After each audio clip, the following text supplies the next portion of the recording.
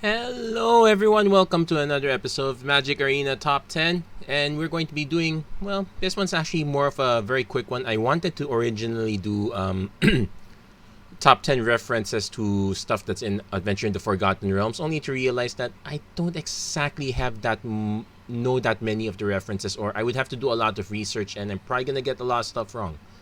I know I know some of the references, I know the computer games and whatnot, but I don't exactly know everything, and I feel like it's a very shallow one. And then the news that Jumpstart Historic Horizons coming out, and people are clamoring. Actually, not just clamoring; they're more like up in arms about. Oh, there's so much randomness. There's all this weird stuff coming out here. What's this Conjurer? What's this seek a card? What what is this persisting? You know, and it's not the persist as in the mechanic that we already know, but it's actually a good one because if you know some of the history and if you can go back far enough, you can actually find ways that it's been done before. So a lot of the stuff that we're seeing now could be done in paper in theory. In fact, we just only have a bit of functionality. We're gonna see a particular team of one narrow edge case of functionality where it's relevant that it's digital only, but otherwise it could easily be done on paper. Probably just a few rules tweaks here and there. So hear me out on this one. But first of all, stuff that is not quite there. So first of all, there's this baffling defenses. So not persistently, perpetually. So I chose this one because of the pace. The base power becomes 0, and always staying at 0. Well, not exactly that. Not exactly that new in terms of having 0 power. We do have a very, how do you say this, very loose connection. So you're looking at, on the right side, this Everlasting Lich. It's a mystery booster card where it's about a creature with 0 toughness.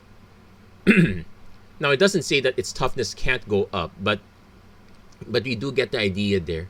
And not shown here, but you can say on the opposite end of the spectrum, we have the Infinity Elemental, which has infinity power.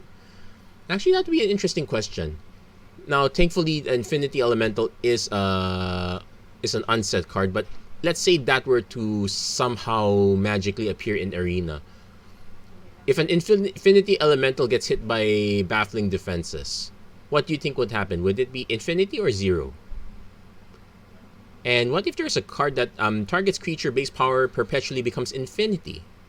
What would you think of that one, and how much would you think that card would cost? Now this one is also a bit of not quite there. Basically, we have these cards that are kind of modal, like, oh, I cast this, then I can get it to another form. Technically, we've done this before. In fact, we're looking at on the right side, Primal Clay from Antiquities.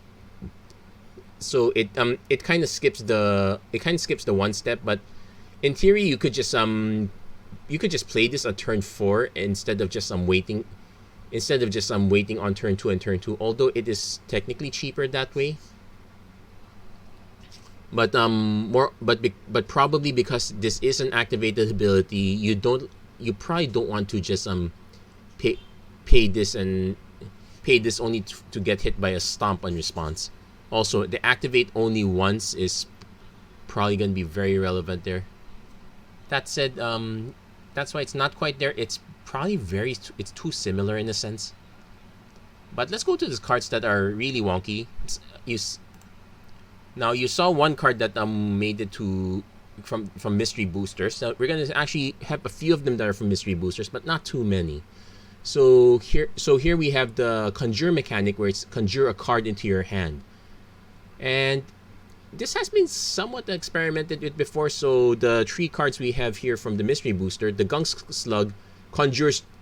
Essentially, it creates 3 token cards and that do absolutely nothing. Well, it's not absolutely nothing. It has no abilities, but it does have cycling 4. It's basically just there to gunk up your hand. Gunk slug, get it? And it goes into your opponent's library. Then we have Time Sidewalk, where if it's in your opening hand, you can exile it, then you can make 4 Time Walk tokens and you shuffle them into your library.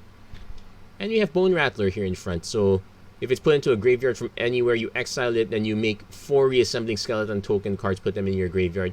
I guess I could also have shown... I could have also shown Lithoform Engine, but that only makes copies of stuff as they're about to enter into the battlefield. But the concept of making token cards elsewhere and having them is kind of reasonable. Also to note that while these don't directly make them go to your hand, they eventually will get into your hand one way or another, with the exception of Reassembling Skeleton. That one's just straight from graveyard to battlefield. But also creates the concept of a token that does not leave, that does not disappear as a state-based action.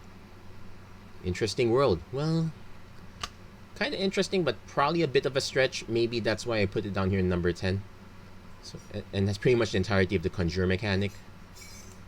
Number 9, Sarcan Scorn. So here the focus is on number of turns you have begun to target creature from Planeswalker. So basically, it's keep track of the number of turns. Again, another mystery card. In particular, it's this is actually a funny one. Control win condition. So its power and toughness are equal to the number of turns you've taken this game. If this is in your deck, please keep track of your turns. This means you, Mark. And they've confirmed that there are 20 marks in Wizards R&D, and they are not, and there no one's snitching. No one's giving up which mark is responsible for making this card a mess. But the idea of keeping track of the number of turns that has played since, technically it's possible. Like some judges can track the number of turns based on the number of land drops if the game hasn't gone too far. Also by tracking the number of cards, and actually a good amount of forensic detective work. It's definitely not worth the effort, but it is doable. So, but that said, the concept of counting turns is there. I do put it down here in number 9 because it's miserable. Probably we will never see this happen outside of digital, but it's kind. But it not to say that it hasn't been done. So number 9. So we have that. Number 8, Pool of Vigorous Growth. Everyone's been calling this quite accurately the Momir Vig as an artifact in black bordered. In fact, if we look at the reflection, I think that might actually be Momir himself. So yeah, kind of on the nose here. That said, it's probably not it's not an unfun idea. In fact, if you have a third-party application app for tracking your life total, or for keeping track of other things like commander damage, or even like a database of all the cards, oracle text, or a copy of the rules, like some third-party apps have those. Some of them have this function of generating a random creature. Like some people do play Momir in paper, though they do kind of need to have a way to generate randomly, so they do use a third-party app for that. So having this as a card, well, kind of needs an electronic device. Although I will note that they have relaxed the rules on electronic devices in tournament play. You can actually, as long as it's out in the open, and your opponent can see what you're doing with the device, it's kind of kosher now. So, but there we have it. Momir Basic is as an artifact looks like it's gonna be very interesting. Also, kind of powers up discard shenanigans. But there we go, number 8, Pool of Vigorous Growth. Number 7, Sky Shroud Ambush. So the term in contention is wins the fight. So this will probably get defined, but I guess this number 7 is more like if I were to put my 50 cents on what wins the fight means, it will probably be very similar to Clash. Now, Clash defines winning as in, because okay, what does Clash do? Basically, each player reveals the top card of his or her library. Then they can either keep it on top or on the bottom, their choice. A player wins if his or her card has the higher converted mana cost. So if it's a tie, no one wins. It has to be higher than everyone else involved in the clash. So here, since we only have 2 creatures involved in the fight, my guess is that it's going to be, if your creature deals more damage to the whichever creature deals the more damage wins the fight. I don't think it's gonna matter about who dies, if both die or if none die or if one dies and the other lives. I think that might be a bit too convoluted. I think it's just going to be tracking damage dealt. So effects that so it would ignore indestructible in a way that even if the creature doesn't get killed, if it still takes more damage, it could still lose a fight that way. But otherwise, effects that prevent damage would be annoying here. Anyway, that's my kind of my take on wins the fight. Basically, using other cards as a basis. I would not be surprised if I'm actually wrong and they take the more convoluted definition. But I do like to think that they would probably keep this very simple. Anyway, this is my called shot. Number 7, Sky Shroud Ambush. I think it's just damage dealt.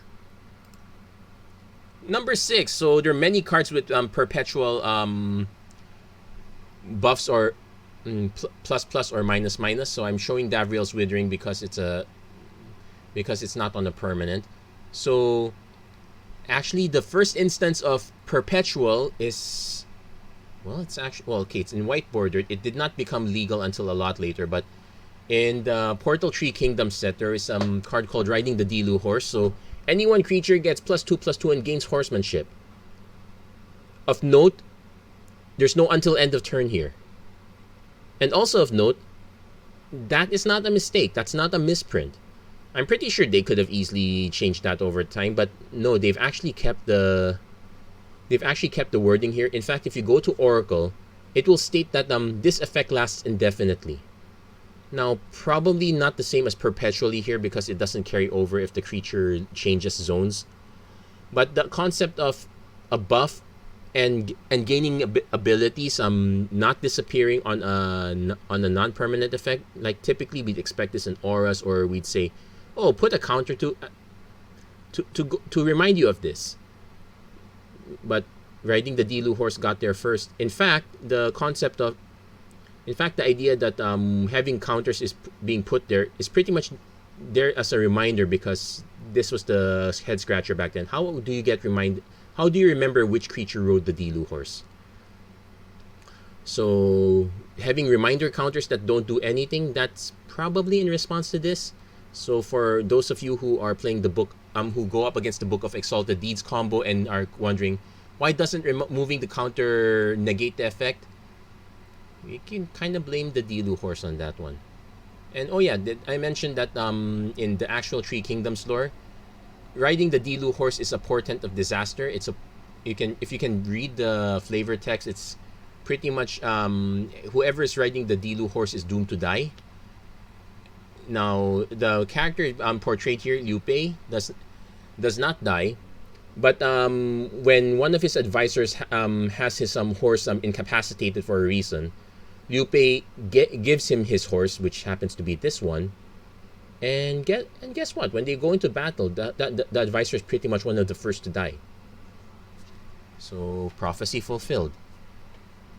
That's pretty much number 6 of how do we get perpetual plus minus effects. Now onto something a little bit more interesting here. This one's one of the more recent cards I'm shown, Static Discharge. So it's about putting charge counters on spells, and about having counters persist throughout. Now I would have said that this would have been really tough to track, but then again, we do have a card that forces you to track this I think it's from one of the very early commanders. It's Skullbriar the Walking Grave. Now ideally it's just for tracking counters on it between the battlefield and the command zone. But technically it works everywhere except for hand and library. So that's pretty much the only difference between that and perpetual abilities. Like it doesn't extend to the private zones. But otherwise having counters on permanents persist in every other public zone has already been done. I would have included Lightning Storm, which was a spell that while it was on the stack, you could pay mana to put counters on it. But I think the idea of counters going through all the different zones was probably the better fit. So that's why I chose Skullbriar here for number 5. So again, we've kind of done some of these things before. The only thing that's been sacrosanct is the are the private zones. Number 4. Now, I could have included this one with the Dilu horse, but this one is about have, having creatures with abilities. Now, this one gives it to the creature in hand, but for the most part, with a few corner case exceptions, it's mostly relevant to the battlefield. Now, there are a few spells that will say, oh, if you cast a creature spell with flying, okay, that or creature spells with flying get affected by this. So there are some cases where this applies, but they are super few. Most of the time, it's really relevant in the battlefield. So my pick for number 4 here are the ability counters from Ikoria. Now, it's not as perfect as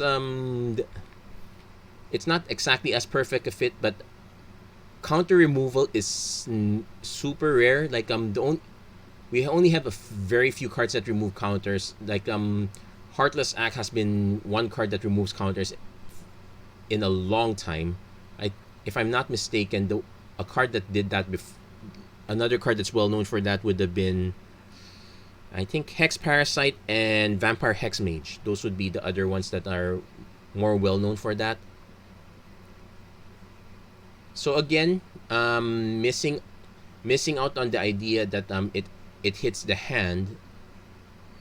But for the most part, I'm giving other creatures the keyword abilities and just having it tied to a counter. But so I would dare say that a lot of the stuff in Historic Horizons is not as far-fetched as it's gone. I would say that a lot of the stuff that has been done before is kind of like testing grounds on, okay, we pushed this far, it's kind of okay. We pushed this far, it's kind of okay. I'm thinking that Historic Horizons is pretty much the really big push. It's probably going to get a lot of pushback now, but I wouldn't be surprised if a lot of this can actually be done with a few changes. I would not be surprised if we get if Historic gets some modifications for this. Like one thing I can see that can be a way to fix this is like you exile the card so you can cast it. You exile the card and it gets the Perpetual ability. Then when you cast it, you cast it from exile.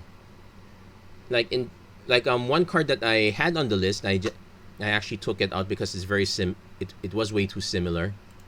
Like one card I had on this list was the Lumbering Light Shield. So it's a 2 mana white creature. It's a 2 mana 1/4. Target opponent reveals a non-land card at random, and it perpetually gains this spell cost 1 more to cast. So I wouldn't be surprised if we did that modification, because it's basically functional to Elite Spellbinder. The only difference is that you're casting it from exile, so cards like Dranith Magistrate can mess with it. But it's not to say that it's not impossible. I would dare say that it could be functionally done on paper with a lot of technical help. Speaking of technical help, this is definitely a card that probably could not be done, but I put it up here in number 3 just to showcase these cards on the right. So if you've never seen As1 Jaguar before, it's most likely because you've never played the very first digital card game for Magic, which is made by Microprose. It's nowadays referred to as Chandalar, but back then it was just Magic the Gathering. And it was a single player game, but it did get multiplayer functionality with an expansion set. And there were a slew of cards that referenced random, like choose a random creature type, choose a random color, choose a random number. There's a random effect here. Choose a random fast effect. Basically, this whatever effect of any source instant is available, you get that one. Oh, actually, it included activated abilities too. So this one is probably going to be the hardest to implement, especially unless you want to start saying, oh, aside from electronic devices, now we need deck lists. But this one's probably easier to implement on paper because it's getting information about your own deck. So I wouldn't say it's easy. It is easier compared to getting information about your opponent's deck, Like especially, let's say your opponent's playing a Volo deck. Good. Now, good luck choosing a random creature type from there. But the concept of tracking information, not that new. The, in fact, I would dare say the Faceless Agent one is probably easier to implement in tournament play, while the As1 Jaguar one is probably less annoying to implement if you forget if you don't worry about it. Oh, did I also mention that the As1 Jaguar actually exists as a card, as a physical card, albeit oversized. You remember seeing those people in, how do you say, um I think I don't remember if it's a GP, but it's one of those big events. I believe they show. I believe they did a preview of some of the cards from Amonkhet and Hour of Devastation. That way, basic, where like all the people were playing from an oversized deck where they had to physically lift the cards, and Mate back had his minions lifting the cards for him. As1 Jaguar is one of those cards that exists in that oversized form, but you'll probably never see that in real life.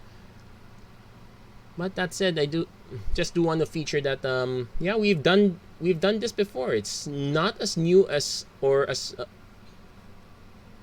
controversial as everyone thinks, and probably we could lighten up a bit in that sense.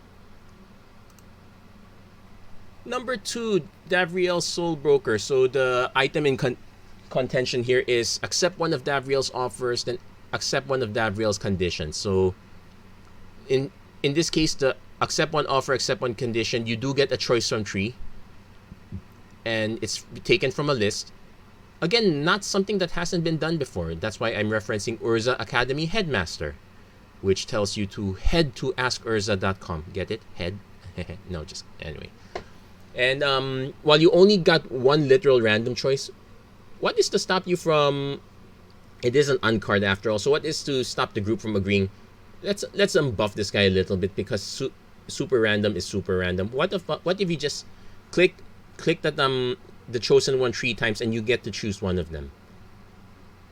So that would, and in that essence, that's how we get Gabriel. So, and actually Urza Academy Headmaster, not quite the most powerful card, but it is one of the favorite ones from the unstable list. So I guess we can see that some of that tech is crossing over to, okay, it's not quite black bordered, it's more like digital bordered, but you get the idea. And number 1, and the reason I leave this one at number 1 here is because this is probably the easiest one to implement. So what Seek is that it chooses a card with the quality listed at random from your deck. So since the library is pretty much random, you can kind of just get stuff like let's flip cards off the top or from the bottom, or let's just cut in half and just flip from there, see, until we hit one of that number. So basically the point I'm saying is that we've done this randomness before. It's literally just called Cascade. Now instead of the literal Cascade, it could be like we could make an ability similar to Cascade, but it's more like we cascade into a card of this of this quality, and that reveal it, and it goes to your hand. And some of the other cards, like there's a blue one that's seek a non-land and a land card, or seek 2 non-land cards if you meet a certain condition. So you can just flip them off from the top of the deck, and instead of just putting the cards in the bottom in a random order, because it's supposed to be random, just shuffle the library. It's not to say that it's not annoying to do in paper, but I am just saying that it is possible to do in paper. So that's why I put this one up here in the number 1 slot, because this is probably the most doable ability in paper. In fact, we could probably word seek in that way. It'll just involve extra shuffling.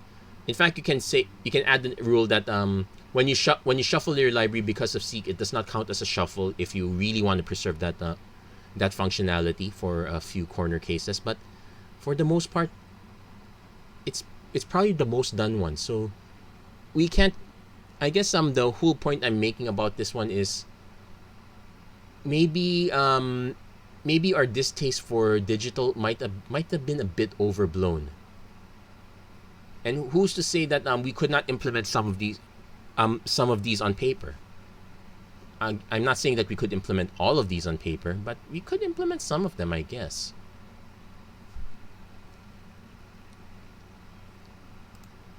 And there we go. That is pretty much it for this top 10. So basically, I'm just asking your opinion. Do you think these cards could have been implemented on paper? Do you think some of them should be implemented on paper? Or do you think it's possible that we could function errata some cards so that their abilities function on paper? Well, we did function errata companion. It was more of a power level thing, but it's essentially a rules change. So who's to say that we can't do the same thing for any of these rules?